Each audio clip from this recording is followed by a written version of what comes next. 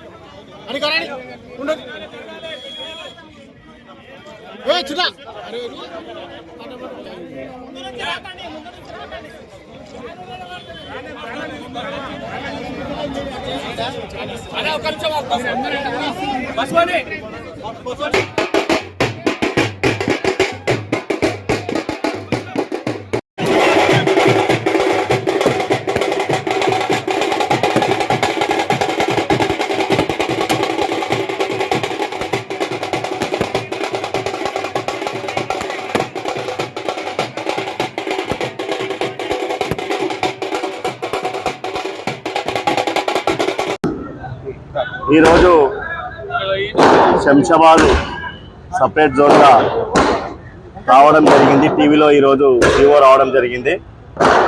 గత 10 రోజులుగా మేమందరం కూడా అన్ని రాజకీయ పార్టీలు, అన్ని విద్యార్థి జేఏసీ నాయకులు, అన్ని కుల సంఘ నాయకులు, అన్ని రాజకీయ పార్టీలు, మరి అదేవిధంగా ముఖ్యంగా శంషాబాద్ సామాన్య ప్రజలందరూ కూడా మాతోని ఈ నిరసన కార్యక్రమంలో కలిసి రావడం జరిగింది. ప్రత్యక్షంగా ఫస్ట్ శంషాబాద్ ప్రజానికానికి మేమందరం కూడా కృతజ్ఞతలు తెలియజేస్తా ఉన్నాం. ఎందుకంటే ఒక శంషాబాద్ లో పండుగ వాతావరణం నెలకొల్పిన మన ప్రభుత్వాన్ని కానీ ఇక్కడికి దీన్ని జేఏసీలో భాగస్వాములు అందరికీ పేరు పేరున కుల సంఘాలు, వర్తక సంఘాలు, వాటో సంఘాలు, విద్యా సంస్థలు, సిపిఐ, సిపిఎం అన్ని రాజకీయ పార్టీలు ముందుకొచ్చి ఎవరైతే జేఏసీలకు కలిసి వచ్చారో వాళ్ళందరికీ పేరు పేరున అందరికీ తల వంచి నమస్కరిస్తూ చెప్తున్నది ఏంటంటే ఎప్పుడు కలిసి ఉంటే కలదు సుఖం, కలిసి ఉండడమే మనము ఏదైనా సాధించుకోగలుగుతాం. గతం మనం ఏదైతే 2 ఓడగొట్టుకున్నామో ఈ రోజు సాధించడం అంటే మన అందరి ఐక్యత ఉన్నది కాబట్టి మనం ఇవాళ ప్రభుత్వాన్ని, అక్కడ స్థానిక ఎమ్మెల్యే గారిని మనం హైదరాబాద్ విజయవాడ రూట్ లో భారీగా ట్రాఫిక్ జామ్ అయింది. క్రిస్మస్ తో పాటు వీకెండ్ కావడం, వరుస సెలవులు రావడంతో సొంతూళ్లకు బాట పట్టారు నగరవాసులు. దీంతో విజయవాడ హైవేపై కిలోమీటర్ల మేర వాహనాలు నిలిచిపోయాయి. భారీగా ట్రాఫిక్ జామ్ కావడంతో వాహనదారుల ఇక్కట్లకు గురవుతున్నారు. ఓఆర్ఆర్ నుంచి విజయవాడ హైవేపై వాహనాలు నెమ్మదిగా కదులుతున్నాయి. కొన్ని చోట్ల రోడ్డు విస్తరణలతో వాహనదారులు ఇబ్బందులు పడుతున్నారు.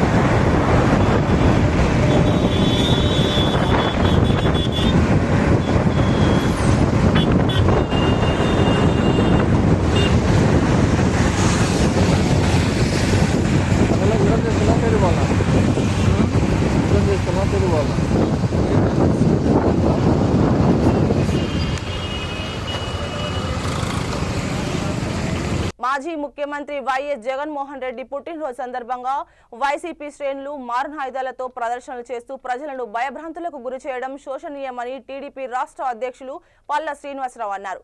మారణాయుధాలు పట్టుకొని బహిరంగంగా ప్రదర్శనలు చేయడం ప్రజాస్వామ్య వ్యవస్థకు తీవ్రమైన ప్రమాదమని, ఇటువంటి చర్యలపై ఆర్మ్స్ యాక్ట్ కింద కేసులు నమోదు చేయాలని డిమాండ్ చేశారు. ముఖ్యమంత్రి చంద్రబాబు దూరదృష్టి విజన్తో రాష్ట్రానికి పెట్టుబడిదారులు, ప్రముఖ కంపెనీలు ఆకర్షితమవుతున్నాయని తెలిపారు. శాంతి భద్రత, స్థిరమైన పాలన ఉన్నప్పుడే పెట్టుబడులు వస్తాయని చెప్పారు.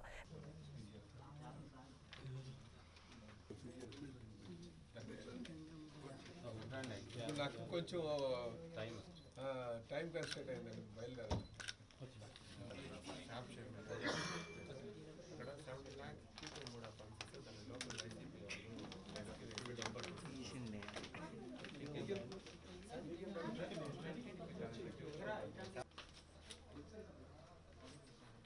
బయోడేటా పెట్టాలి ఇప్పుడు కూడా మాట్లాడతాను. మీకు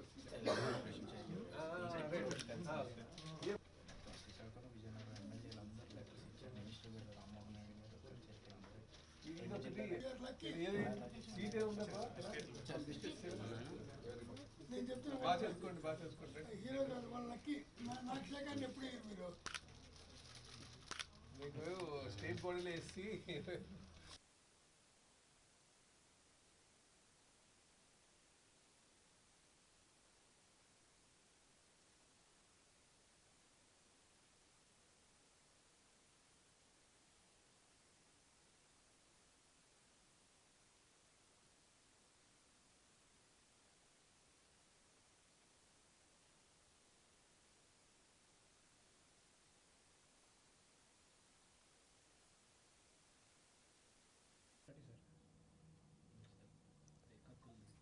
అదే అందరికీ నమస్కారం అండి. మొన్న పులివెందుల ఎమ్మెల్యే గారు అయినటువంటి జగన్మోహన్ రెడ్డి గారు, వైసీపీ పార్టీ రాష్ట్ర అధ్యక్షులు, ఆయన పుట్టినరోజు సందర్భంగా వైసీపీ శ్రేణులు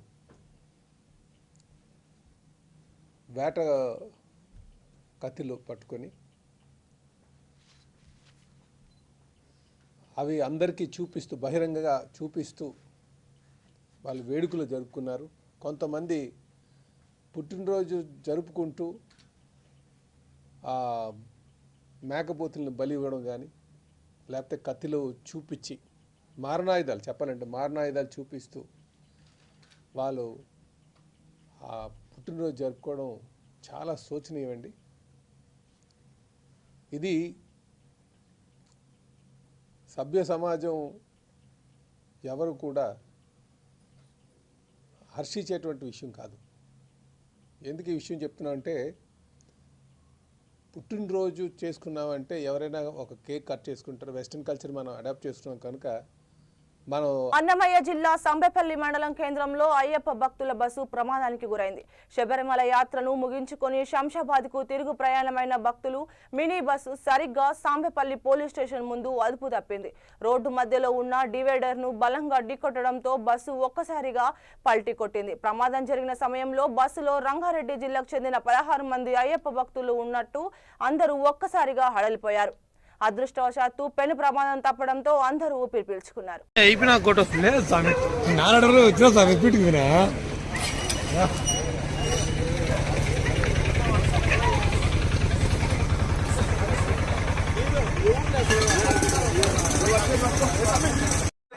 మీరు సైడ్ పోండి సైడ్ పోండి అట్లా అట్లా వాండి మీరు సైడ్ పోండి ఆడ ఉండద్దా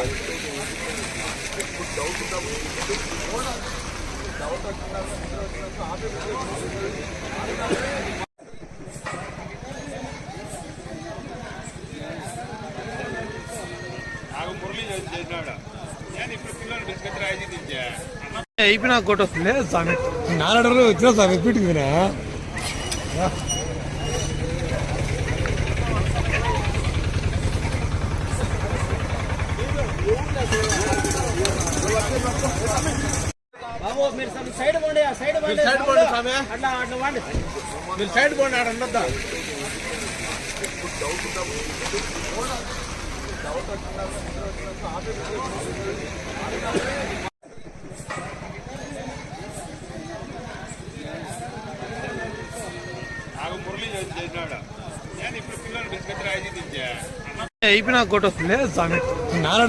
స్వామి పీటుకురా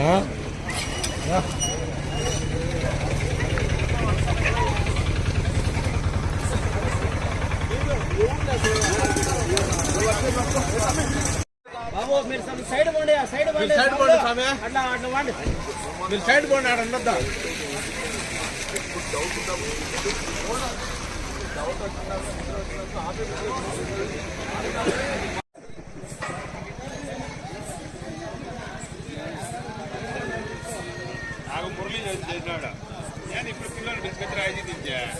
ఇటీవల ఆంధ్రప్రదేశ్లోని చీరాల 2 టౌన్ రూరల్ పోలీస్ స్టేషన్లో కానిస్టేబుల్ పిల్లి రవి గత రాత్రి చీరాల స్టేషన్లో కారు ఆపి అక్కడే మద్యం సేవిస్తూ ఉండగా సీఐ ప్రశ్నించాడు. మద్యం మత్తులో ఉన్న పిల్లి రవి సీఐని మిగతా సిబ్బందిని దుర్భాషలాడుతూ చేయి చేసుకున్నాడు. కానిస్టేబుల్ పిల్లి రవి భాగోతం ఆలస్యంగా వెలుగులోకి వచ్చింది.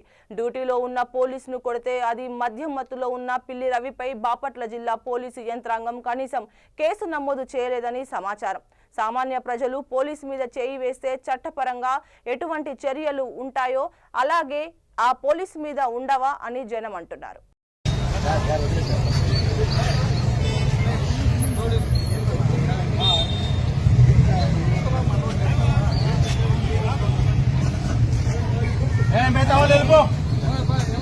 దయచేసి మర్యాదగా అడుగుతున్నా, వెళ్ళకపోతే నేను తర్వాత కొడతా. బయలుదేరండి దయచేసి. పండుగని మీరు ఎంజాయ్ చేస్తున్నారు, అంతే హాస్పిటల్ వెళ్ళిపోయారండి.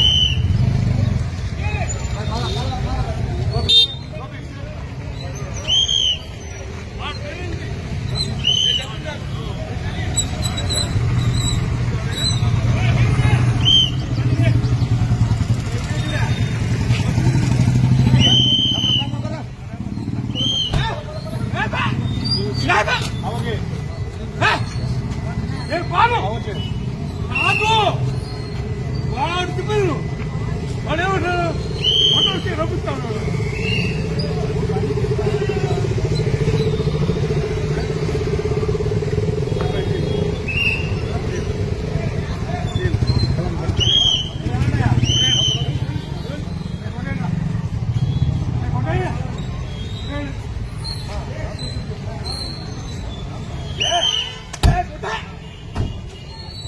ఎవరో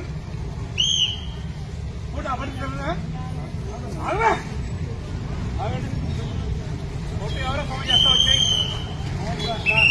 ఎవరో చేస్తా వచ్చాయి ఎవరో చేస్తా వచ్చాయి ఎవరో చేస్తావు